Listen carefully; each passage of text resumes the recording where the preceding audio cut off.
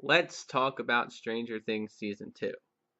So, as you guys, if you had watched my previous video, you know that I actually just watched the first season for the first time on Sunday. I had tried watching it a year ago, got halfway through the first episode, didn't hate it or anything, but just stopped. Never came back to it until this past week because I knew that this thing would be a phenomenon this weekend. So I decided to watch it. And I was blown away. Got through it within 48 hours, and I don't regret anything. So obviously, when this season came out yesterday, I needed to jump on it. So I managed to watch the entire series in about 18 hours. There we go. And I don't regret anything with that either.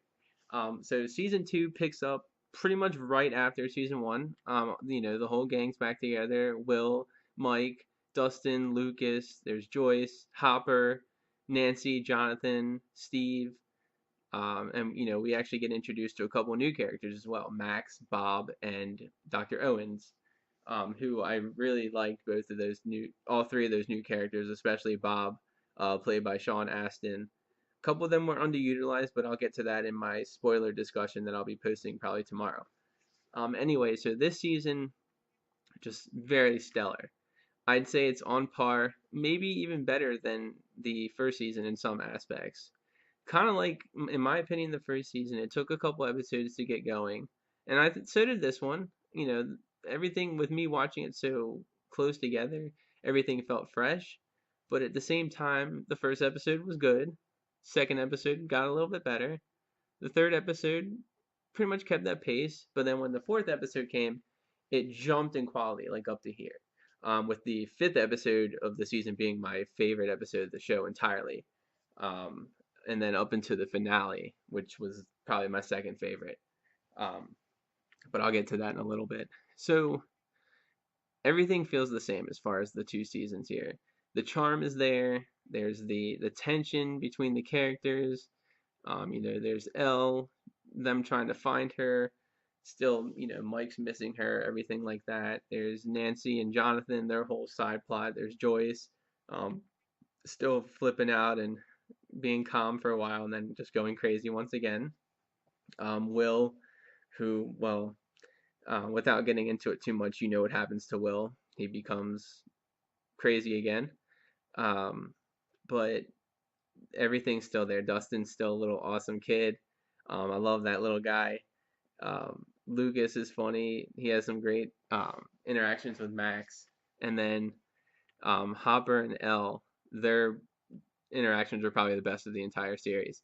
And I was really enjoying that for the duration of the season. So as far as the entertainment goes, I love the hell out of it. I'm not one for sci-fi for the most part, but this show just it's great.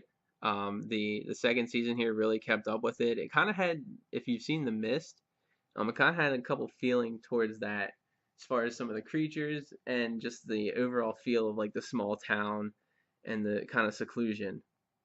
Um, but it really, really gets intense, I'd say. Like I said, episode five is where it really picked up for me. There's a lot of emotional scenes involved in it as well. Um, Stuff that, it can tear you up a little bit. Just a couple of like reunions, just some sad moments in general, possible fake outs and stuff like that. There's a couple of highlights of the season though. The second episode I really enjoyed the whole like Ghostbusters theme. The kids all dressing up as the Ghostbusters. Two of them trying to be Venkman, um, because obviously Venkman's the cool one and nobody wants to be Winston. That was a lot of fun. There's the Ghostbusters theme song that they played in there that really fit. It's in the 80s. It's filled with 80s music again. There's The Clash. There's Cyndi Lauper. The music was just really well put in that show. Um, there's a lot of just the new characters are great. There's a couple of characters that finally get more spotlight. I'd say Steve is probably the biggest one of those. He's pretty much an integral part of the show towards the end of the season, and the interactions that he has with the kids, him basically being the babysitter, the badass that's forms a really strong bond with the kids, especially Dustin, and they become buddies by the end, basically saving each other's life. That was a lot of fun. And then there's Nancy and Jonathan and their tension together. There's the weird crazy guy, Hopper, who's being like the overprotective person now. There's Elle still struggling with her life, and everything. There's Mike still missing her. Um, Lucas, who's basically he's kind of like the outsider. He doesn't really get much to work with, which is a shame because he is a great character. Luckily, he does have some nice things with Max going on there. But like I said, I'm not going to spoil that. There's Bob and Joyce have some great dialogue together, and he really feels like a good part of the show.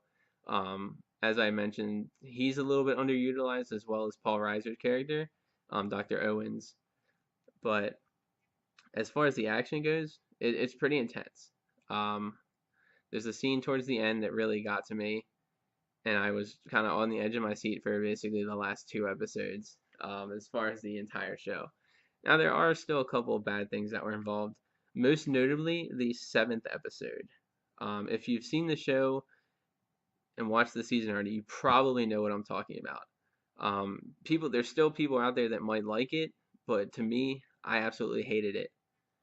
It focuses on one character and just introduces a couple of really, really, really annoying ones. And it felt like a completely different show, to be honest, and I was not a fan. If you guys disagree, please let me know. Like I said, you probably know exactly what episode I'm talking about. If not, I'd love to have a discussion about it and why I hate it so much in my spoiler video that I'll post tomorrow. Um, but the rest of the season was just really great, besides that one little thing. But they completely made up for it by the end of the episode. The last maybe 10 or so minutes of the episode were really, really sweet. The ending of the season was great too. It was something that we wanted to happen since halfway through season one. The whole thing about promises and friends being honest with each other, that stays with the kids. That's really an important part of the series, and I love it. Kind of like the Losers Club in It, which if you've seen both, Finn Wolfhard is in both of those, playing Ricky in It, and then Mike in Stranger Things here. And I love that whole thing. His interactions with Elle are still stellar. Everybody loves those two together. Um, Dustin and Steve, like I mentioned, probably have the best interactions of the entire show. He really grows up, both of them. And then the ending, the very end of the show, it's the sweetest thing ever. I'm like I said, I don't want to spoil it, but if you've seen it, you know what I'm talking about. It's just really sweet. And then of course it sets up for season 3, which we're probably gonna have to wait another year and a half or so to get. But if you guys haven't watched the show yet, you need to jump on it because this season was amazing, and I'd love to hear your thoughts on it. So please let me know. Check out my video for my video review of season 1, and keep a lookout for my video spoiler discussion of season 2 probably tomorrow or Monday, just so I can give everybody a chance to watch it, or when the large majority of the population has seen it. So check it out, guys, and I hope you enjoyed the show, and I hope you enjoyed the video.